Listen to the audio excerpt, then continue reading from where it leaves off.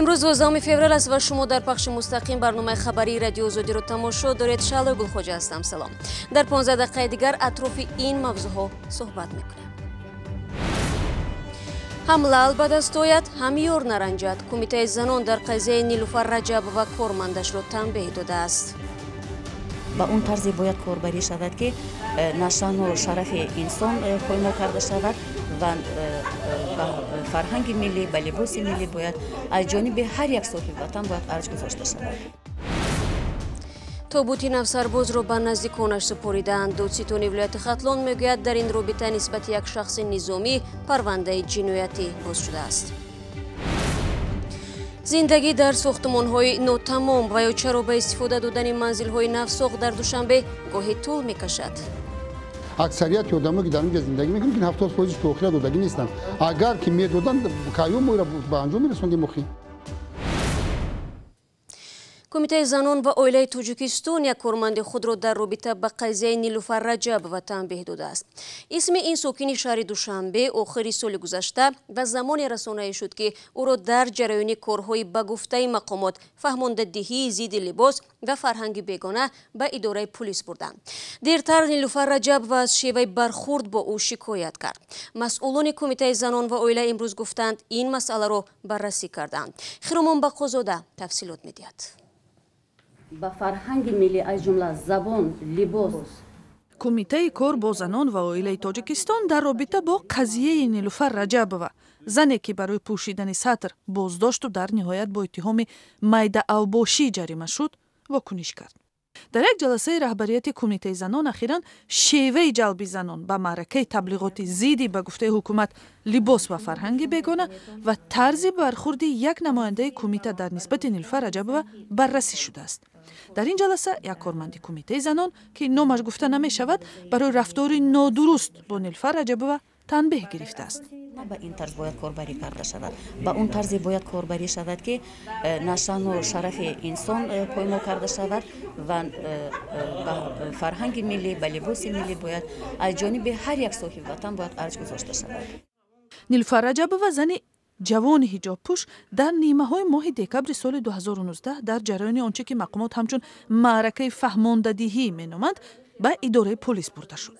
بعداً دادگاه بر اساس شکایت رعنا عبداللهی‌وا مدیر شعبه کار با زنان و عائله حکومت ناحیه سینای پایتخت رجب را به گناه میده اوباشی به اندازه 550 سومانی جریمه کرد. ولی رجب میگوید که گناهی ندارد و برعکس از جانب ماموران ملیسا و نماینده اداره زنان برای سطر داشتنش بازداشت و تحقیر و اذیت شد. چند سال اخیر در تاجیکستان نظارت از بالای لباس و نمود ظاهری ساکنان از جمله برای دانش آموزان و کارمندان اداره‌های دولتی سخت‌تر شده است. مسئولین کمیته کار با زنان که میان زنان حجابدار маъракаи فهماندهی میگذرانند میگویند که کار در دایره طلبات قانون صورت میگیرد. ولی در برخی حالت‌ها به گفته مسئولین ضمن کارهای ترغیباتی از نام کمیته زنان سوء استفاده می‌شود و رفتارهای نادرست صورت میگیرد. قضیه بازداشت و حاضر کردن نیلوفر رجب و به اداره پلیس سر و صداهای را به میان آورد. این زن جوان در حال برای داشتن روسری بازداشت شد که مقامات تاجیکستان همیشه وجود همه گونه عملیات و بازداشت برای پوشیدن سطر را رد می‌کنند. دیروز در جنوب تاجیکستان جسد یک سرباز را به پیوندانش سپاریدند. ادیمت علامفی 20 ساله ساکن شهر کولوب از روز 5 فوریه با آثار لط و کوب و در حالت بیهوشی در بیمارخانه نویه شهر توس قرار داشته است. پیوندانش میگویند این سرباز تیر ماه گذشته به خدمت جلب شده بود. به قول دادستان حربی ختلان در رابطه با هلاکت ادیمت علامف نسبت یک شخص نظامی پرونده جنایی بازگشته است. جزئیات واقعه و نام شخصی که در لط و کوب سرباز گمانبر است گفتن نمی شود. همکاران ما تفصیلات این قضیه را در بختر و کولوب پیگیری دارند. مقامات چین دیروز اعلام کردند که شماره هلاک شدگان از ویروس نو در این کشور بیشتر شده است. طبق اموری تصدیق شده تعداد فوتیدگان به 1113 و گرفتاران ویروس به 44643 نفر رسیده است. اداره های رسمی چین گفتند سرعت ویروس به انتقال مال و کالا توسط همسایه کشورها از جمله تاجیکستان تاثیر منفی گذاشته است. در عین زمان خدمات گمرک تاجیکستان میگوید در واردات مال چینی محدودیت جاری نیست. нест. гузориши молраҷаб юсуфӣ ва амриддин олимов дар ҳамин бора аст. مقامات تاجیک میگویند خروج ویروس نو در چین واردات مال از این کشور به تاجیکستان را چندان کم نکرده است. این در حالی است که جانب چین برعکس از کم شدن دادگرفت تجارتی با همسایه کشورهایش از جمله با تاجیکستان خبر می‌دهد. رهبریت خدمات گمرک تاجیکستان کاهش واردات از چین را در بیشتر از یک ماه اخیر به دیگر عامل ربط می‌دهند. شما همون معلوم است که ماه فوریه январ فوریه برای جمهوری خلقی خیتوی این روزهای عید است، سال نوی خیتویی است. سال 2018 هم نیز دیگر سالهای پیشتر هم این سمت واردات کم وارد میشد با تاجیکستان. ماه январ نسبتا سال 2018 19 واردات اینقدر تاثیرش رساندگیش نیست. با تاکید مسئولین خدمات گمرک، تاجیکستان هرچند نظارت در گذرگاه‌های مرزی را پرزور کرده است، اما در واردات محصولات از چین محدودیت نیست. در ماه فوریه 51 عدد واسطه نقلیات کم وارد شده. این از حسابی که خود جمهوری خلقی خیتوی کمتر محدودیت ماندگی از سمت خیتوی وارد شدنی مال‌های خود خیتوی. تاجیکستان بجز از خوراکواری و محصولات نفتی بیشتر مالهای نیاز مردم را از چین وارد می‌کند.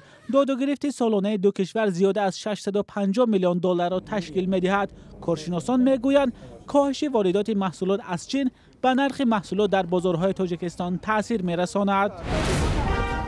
شما برنامه خبری رادیو آزادی رو تماشا دارید. مقامات تاجیکستان میگویند هدف از سهامی کردن کارخانه تولید الومینیوم تالکو ҷалби سرمایه خارجی است، نه فروش آن. حتی گمانزنی‌ها در مورد احتمال خصوصی شدن این کارخانه پس از آن پیدا شد که با پیشنهاد حکومت پارلمان تالکو را از رویخط انشاءاتی که خصوصی کردن ممکن نیست بیرون آورد. الومینیوم یکی از محصولات اساسی صادراتی تاجیکستان محسوب می‌یابد.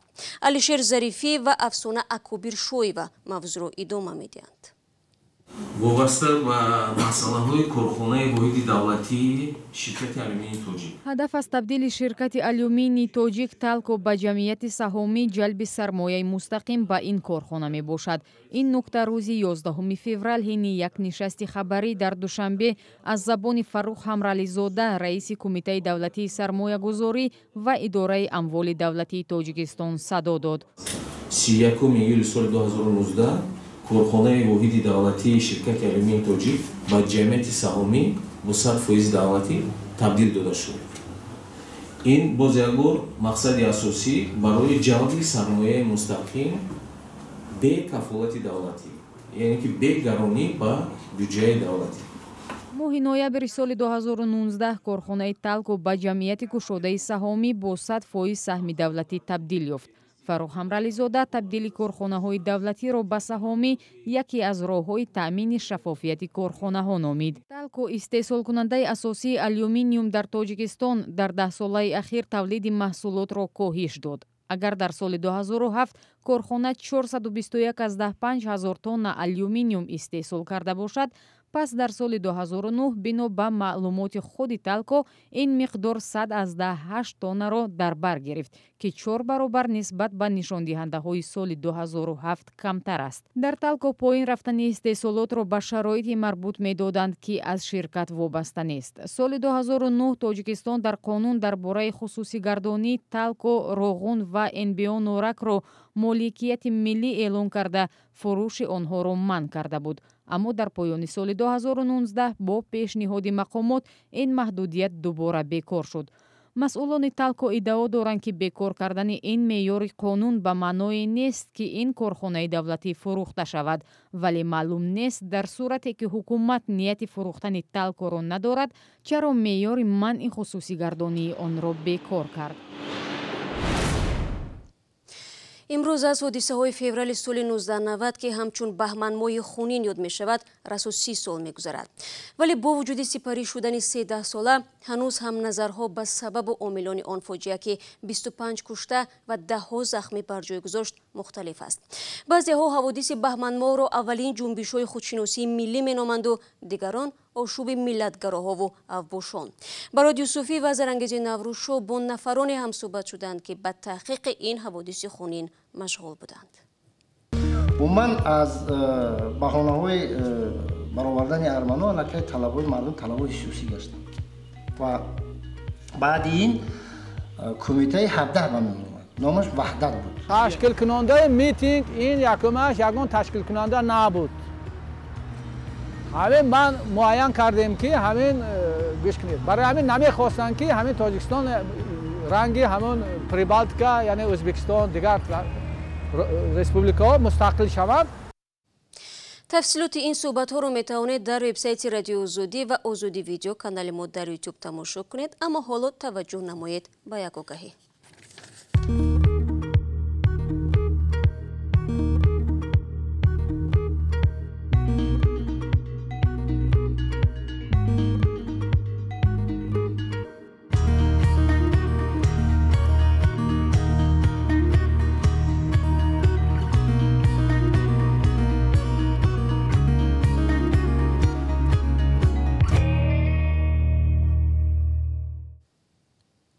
барномаи хабариро идома медиҳем. чанде сокинони бинои навбунёди бисёртабақаи дар шаҳри Душанбе шикоят доранд моликони сохтмон биноро дар моҳлати таъиншуда ба истифода надоданд. шаҳрвандоне ки интизор доштанд ба зудӣ дар хонаҳои комилан омода зиндагӣ мекунанд акнун маҷбуранд дар ин нима сохтмонҳо ба сар баранд.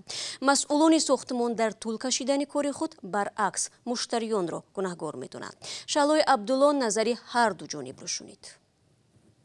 ин майдончаи пур аз сангу хок ва масолеҳи дигари сохтмонӣ ҷойи бозии кӯдакони як бинои баландошёна дар шаҳр шудааст.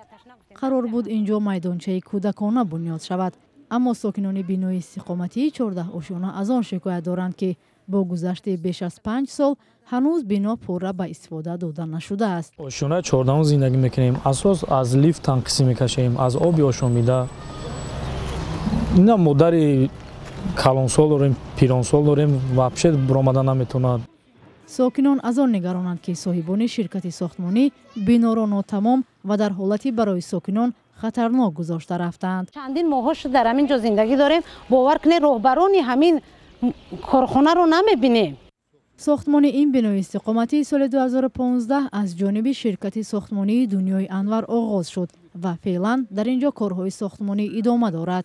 масъулон мегӯянд қисми зиёди сокинон бидуни ба анҷом расидани сохтмони бино ба ин ҷо кӯч бастанд. бояд корҳои таъмирӣ бираванд ё зиндагӣ накунанд, не ки ба зами бисёриёш омада дар ин ҷо зиндагӣ кардистанд. ҳак мо ҳамҷо ягон ёда чӣ надорем, претензияу ягон гапи зиёдӣ нест ҷада. сокинон мегӯянд барои нотамом мондан ва таъхир дар сохтмони бинои истиқоматиашон ки барояш пул пардохт карданд ба чандин ниҳод муроҷиат карданд, аммо то ҳанӯз чораи андешида нашудааст. то 5 бор 6 бора муроҷиат кардем, кормандоям домда вообще чора намебинанд.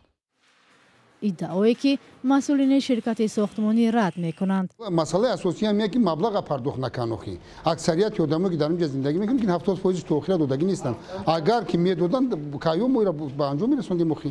аз соли 2012-2013 ба ин сӯ пойтахти Тоҷикистон шоҳиди авҷи сохтмони биноҳои баландошёна аст, вале дар ин миён бисёре аз ширкатҳо дар муҳлати ваъдашуда сохтмони биноро анҷом намедиҳанд. коршиносон мегӯянд дар Тоҷикистон ҳанӯз механизми ҳалли чунин баҳсҳо вуҷуд надорад. имсол Тоҷикистон дар доираи барномаҳои наврӯзӣ нахустин бор иди картошкаро ҷашн мегирад. хабаргузории давлатии Ховар менависад, иди ин маҳсулоти мавриди ниёзи аввал дар вилояти Суғд баргузор мегардад. дар Тоҷикистон то имрӯз иди каду, тарбуз, ангур, асал ва харбуза таҷлил мешавад. дар мисоли ҷашнҳои ахирӣ мунтақидон мегӯянд, азбаски дар кишвар мушкилот зиёд аст, мақомот мехоҳанд бо таҷлили чунин ҷашнҳо таваҷҷӯҳро ба дигар самт бикашанд. ин хабари охири барномаи имрӯз буд. ташаккур аз якояки шумо азизон барои ҳамроҳӣ. то мулоқоти навбатӣ бинандагони азиз, шумо метавонед хабарҳои тозаро аз вебсайти радиои озодӣ бихонед ва чун ҳамеша гузоришҳои рӯз ва ҷолиб дар озодӣ видео канали мо дар YouTube гузошта мешавад. ёдатон наравад, ман субҳи фардо ҳамаи шуморо дар навиди бомдодӣ мунтазир мемонам. то суҳбати баъдӣ, худо нигаҳдорад.